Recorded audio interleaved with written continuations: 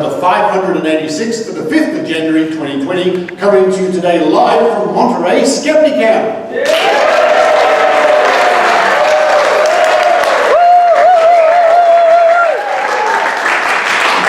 Oh, thank you. You all get paid in Australian dollars later. Coming up on this week's show, I and Kim Mendham recently wrote an article for the Skeptic magazine, the journal from Australian Skeptics, about psychics, people who claim to talk to the dead, performing at RSL clubs in Australia. A very concerning report to kick off this week's show. After that, it's Maynard's spooky action. Maynard, back at SkeptiCon 2019 in Melbourne, he looks at the sales of the SGU book, talks to Bob Novella, Sam and Ross, and even Mark Edward makes an appearance on this week's show. Like I said, it's wonderful to be here. I must come back for a summer holiday, I think, in this area. I've been here a couple of times, and I've stayed with Susan and Mark, and it's just been wonderful. But now, it's time for me to get on with my tour. And while I do that, I hope all you listening enjoy this week's episode of The Skeptic Zone.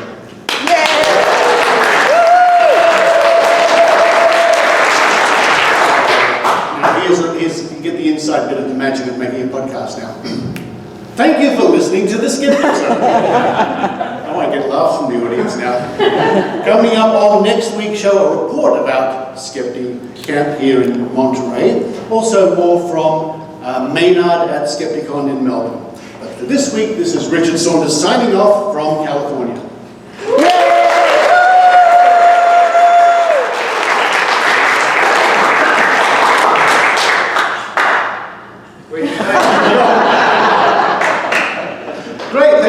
Everybody. So this afternoon I will get that. It's a great microphone, by the way. It all records straight onto this little. Put that into my iPad, and away I go. All right. So I think I have a clicker over here. Yes, you sure do. Sitting there waiting for you. No problem. Here it is.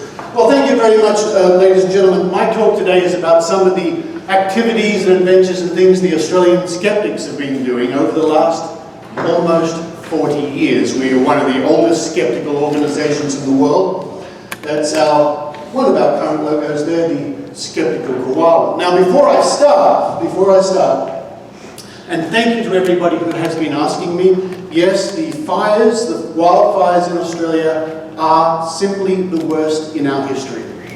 It is bad. There is no putting a good face on this. It is very bad.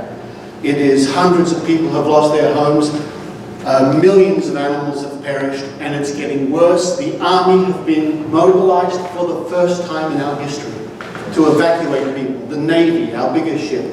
So it's very concerning. If you're interested, I can recommend on YouTube, search for ABC News 24.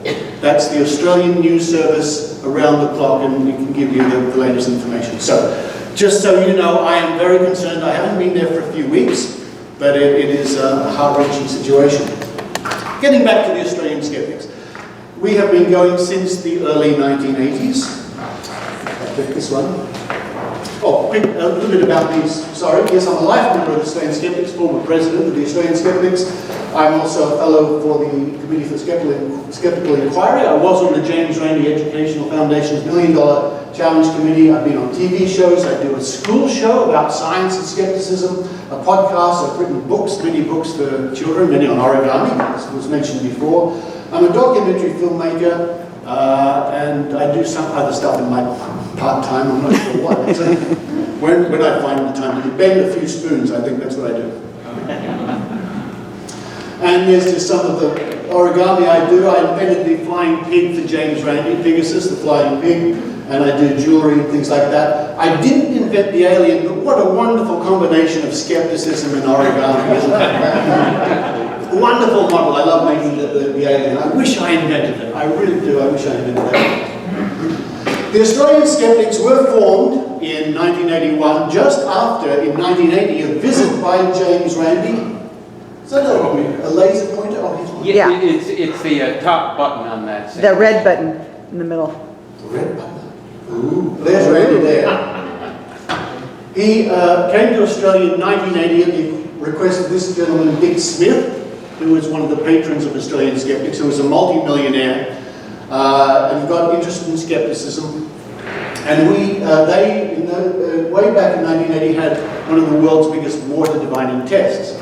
And after that, because it was broadcast on television, interest in Australia started to grow, and the Australian Skeptics were formed. And this gentleman here, Barry Williams, who died only a couple of years ago, was a key figure in the history of the Australian Skeptics. He was the editor and the president of the organisation for a very long time. And we have the Bent Spoon Award for almost 40 years for the perpetrator of the most preposterous piece of paranormal or pseudoscientific piffle. And that's been won by psychics and various TV shows who let the side down as far as science is concerned and things like that over the years. Susan's got one of those drop bear t-shirts somewhere around. Yeah. And indeed there's myself when I was president a few years ago with James Randi in Melbourne. One of the times we presented the Bent Spoon, I think that was to a group of homeopaths who were selling water as vaccination for whooping cough. They won the Bent Spoon that year. As I said, water divining was one of the reasons the Australian Skeptics really got going, and it is still, I think, that one of the biggest topics, believe it or not, after all these years. It's a fascinating, that's me by the way, I need some more divining. And it's worth Googling and looking at documentaries online about water divining because it's a wonderful way to introduce people to skepticism. James Randi made a movie, as I said before, it's called James Randi in Australia. If you Google that, that's on YouTube. I've made a documentary myself on water divining. If you Google my name, Richard Saunders, and water divining, you'll find my documentary.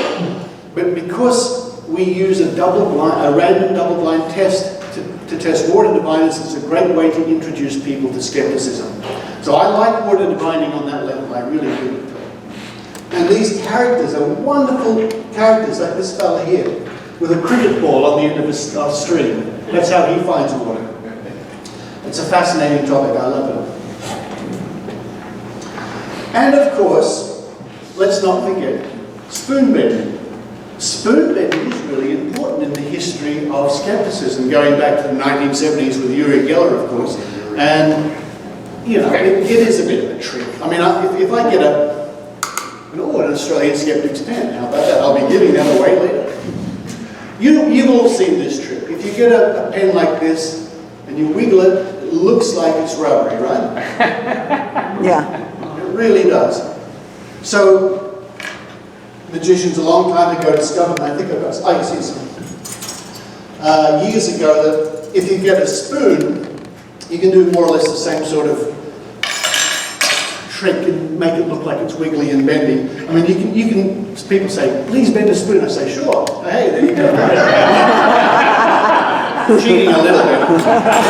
But you saw what I did with the pen, making it wiggle and wiggle. You can do the same with a spoon. And it's not that difficult. You just have to hold it here. You concentrate, you wiggle the bottom, and people expect it to bend, so their minds are sort of geared towards that. See that?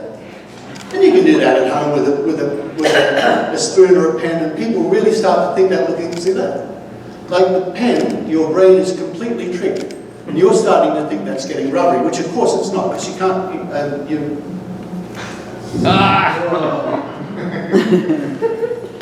Whoa. Last time I did that, everybody applauded.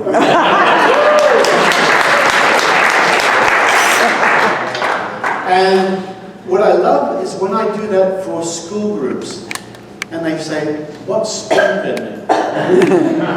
Which is really good, because if it was a real thing that psychics did in the 70s, it would be part of our culture. It would be part of science, it would be everyday knowledge. The kids say, what? Spoon bending? How do you do the trick? Says to me that, you know, obviously it's not a real thing. Of course, we all remember Uri Geller, who was the psychic superstar of the day in the 70s and the early 80s. And Mark Edward better leave the room, he's going to kill me for this. This is one of the videos that got one of my channels kicked off when Uri Geller filed a complaint against me.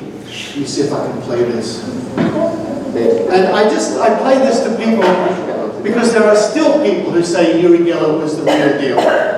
Here he is bending a key.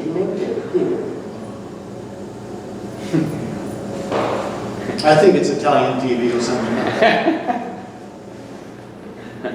Now, if you look, if you impose this angle on what he's doing, of course the key doesn't bend, he's just moving the angle of the key. This is Uri Geller's own hands, and you can see clearly he is not bending the key. I mean, I know how the tricks work, of course, but I thought this was a good example to show any doubters out there. Doubters, skeptics? Hang on, I've got that backwards. Any believers that, honestly, this is a trick. I had a big argument with the president of the Australian Psychics once, who told me that he was this close to Geller when Geller bent the spoon, and I just couldn't get through to him. I could not get through to him. It was quite interesting. Another big thing that we did in Australia 10 years ago, in fact, there was a company selling power balance.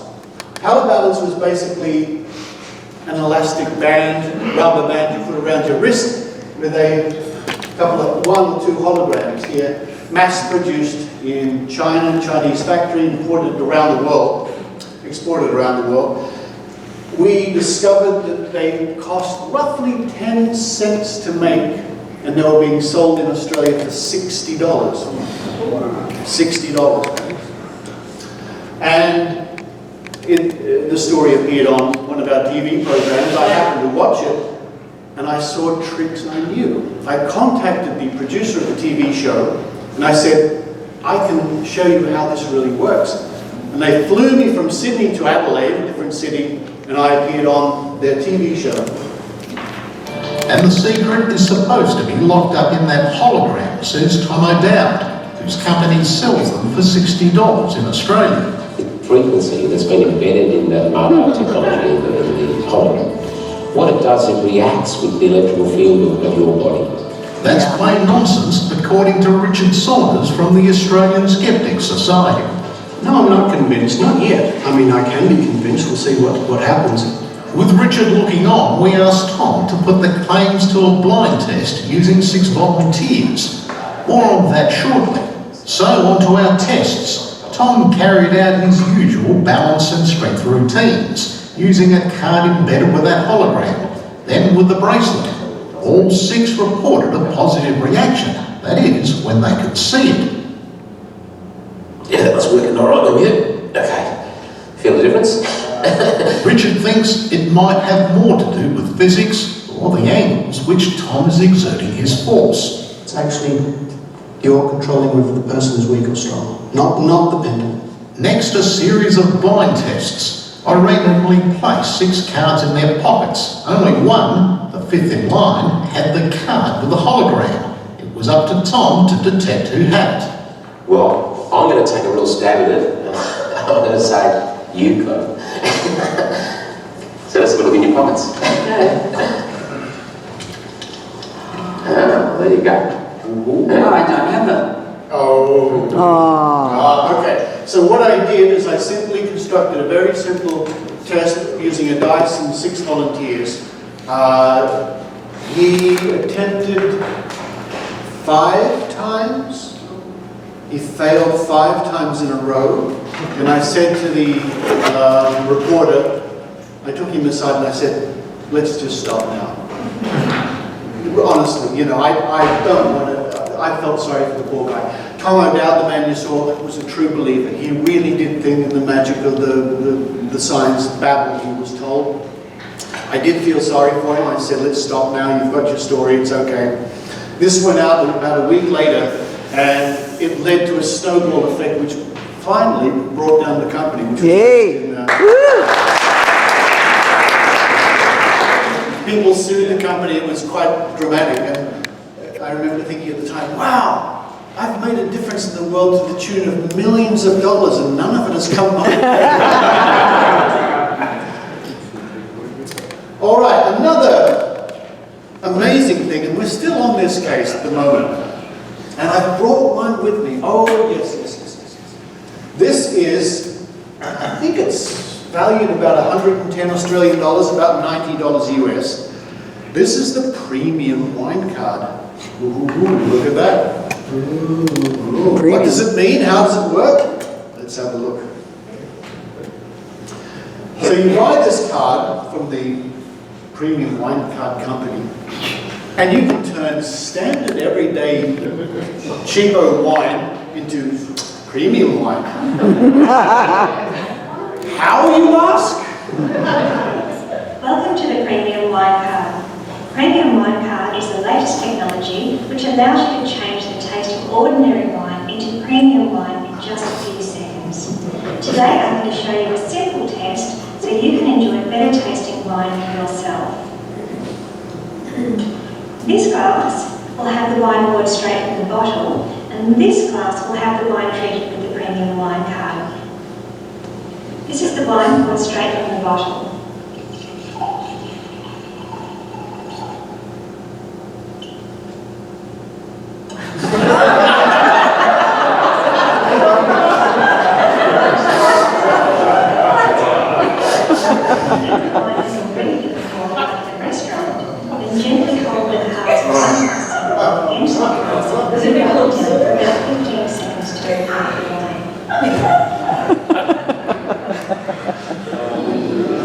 When you smell the wine, it may now have a full fruit flavour. If there is a strong smell coming from the wine, then gently blow into the glass to remove it. Taste the treated wine first. Now taste the glass of ordinary wine that was poured straight from the bottle. You'll immediately notice that the wine treated with the Premium Wine Card tastes so much better. Oh my gosh. This is the reaction we have. Of course, we see the absurdity of it. Is it Premium Wine Card? But to a lot of people out there, well, they'll try it. It looks like it works. So I have another video that these people put up on their website. I think they're gone now. I'm not sure. I have to check. Oh, yes, of course. When you buy it, you get all the scientific mumbo jumbo, just junk science embedded with frequencies and all this sort of stuff. They just word salad. You know, heard that expression? Yeah. Just pull words out of the dictionary and bundle them up together. Can I treat tea or coffee? Oh boy. How long will it last? At least 1 million applications. That's a lot of drinking. I'm going to put that to the test. All right. So this is really interesting. And this is where it goes, in my view, a step beyond just simply having a funny card and trying to convince people it can change the flavour of wine. Look at this. Well, watch this and I won't make any comments. See what you think.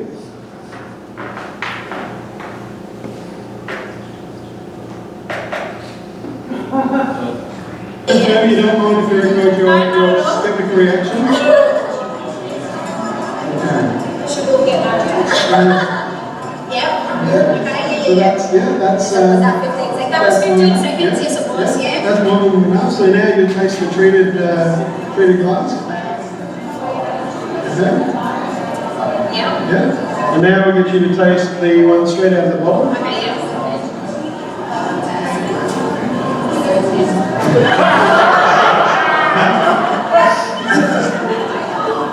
So which of the two would you prefer?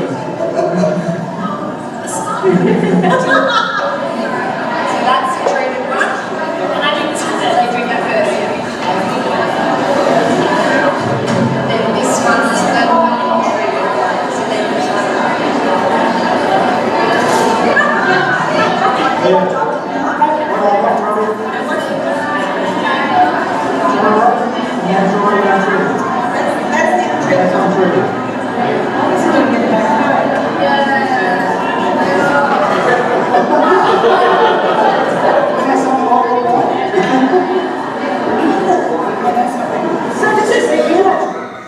Now, Yeah. don't be skeptical.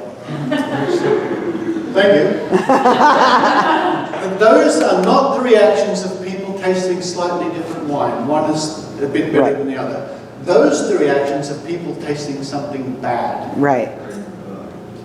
In my guess, if I was doing it, if I was doing a bit of skullduggery, I would put a little bit of vinegar in a glass or something like that just to make the wine taste up. I mean, look at those expressions. Those are, I'm reacting to something that is bad, poison, bad expression. So I mean, we can all laugh at the absurdity of this thing, but they sell it for $110 a card. Wow. And it's just one of the ongoing investigations and things, and we're trying to get government action against these sort of, this lunacy. But it's fun, isn't it? Yeah. It is, it's Lots of wine drinking. I don't know what we're doing after, but if you want